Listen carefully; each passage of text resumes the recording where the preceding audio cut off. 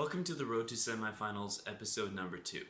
If you don't know, I'm Giovanni and my goal is to make it to the semifinals of the World Championship of Public Speaking in Toastmasters. So to do that, I'm going to be taking a series of videos showing you my process and giving you tips and tricks for writing speeches and practicing them, everything you need to make speeches at a high level. Okay, in this episode I want to cover the roadmap that I've created myself. This is basically a summary of all the things I will need to do in order to get these 2 speeches written and memorized and edited, and I'm going to show you my due dates and kind of show you the entire process that I'm planning to go through. That way you'll know what to expect from future videos. Okay, let's jump in right now. Okay, so here we have the roadmap, and the initial phase here is some stuff before I actually jump into either of the speeches. And then I have the first and second speech. If you're wondering why I have 2 speeches instead of just 1, that's because in Toastmasters, if you make it to the final round, you need to actually use a different speech than what you got to semifinals with. So I know that my goal is to make it to semifinals, but if I manage to somehow make it to the finals, I want to be prepared for that and have a second speech written already. Okay, so the first step here is research, and I have a week from now as the due date. The research is a long process that I'm currently in because I want to understand what it takes to be a top-level speaker in the Toastmasters competition specifically, because there are always conventions in the types of competitions you're in that may be different from other competitions. The public speaking that wins one competition might not be the exact same as the one that wins another competition, if that makes sense. So anyway, I've been doing a lot of research, and I will release a video, probably the next video will be about the result of this, and that's going to be very exciting because I'm finding out some very interesting things.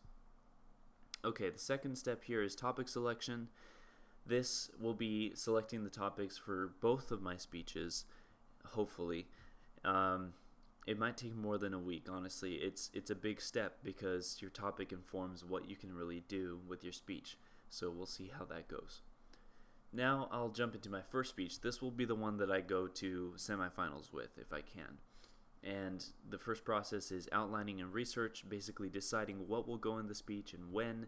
The research process will be looking up stories and different things that I can use, trying to figure out what stories I want to use for my own life, etc.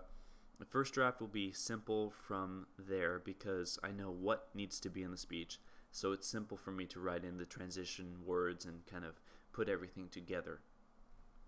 Now, SOC practice, or stream of consciousness practice, is something I made up. Basically, after I write my first draft, before I even begin memorizing, I start when I'm commuting to work. I'll start just speaking to myself, saying the speech from my best recollection of it, and just saying it to myself. Now, of course, since I haven't memorized it, I'm ad-libbing a lot. I'm just kind of remembering the general idea and ad-libbing to fill in the blanks. And through that process, I'm able to figure out new ways of saying things that I wouldn't be able to come up with if I'm just sitting in front of a screen. The reality is, when you're writing on a computer your speech, you're going to be writing in a manner that isn't how you actually speak, usually. So when you actually say things out loud, you can come up with better ways of saying things. I'll talk about that later in a future episode. Next is solo practice, audience practice, video review. These are all pretty self-explanatory. Notice I have refinements after all of these because the whole point of these different types of practices is to expose different errors, different things that need to be changed in your speech. And after all of these, I'm going to be making changes to my speech because the first draft is going to look almost nothing like the final draft. Okay, so the idea is to actually finish this all by this month here. I don't know why I completely have forgotten what month that is. I think that's October. Yeah, October 6th. And hopefully that will be for the first speech. Then the idea is to do the same thing for the second speech and be done by the end of the year.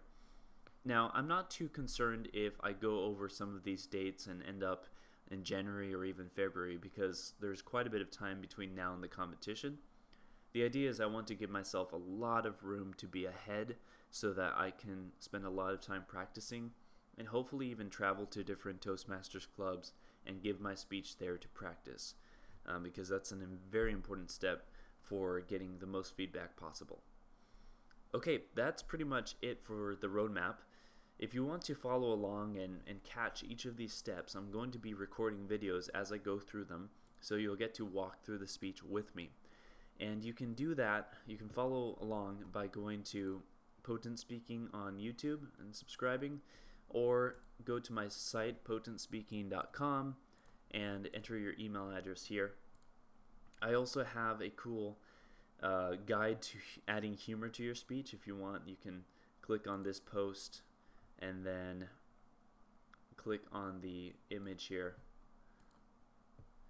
and it'll take you to a form that you can download this ebook. I'm actually going to go through this ebook myself as I'm writing my speech to remember certain elements that I need to add in to add humor, because I wrote the book for myself as well as others in a way. Anyway, if you're interested in all that, you can go to my site and download it. But for now, that concludes this episode. See you later.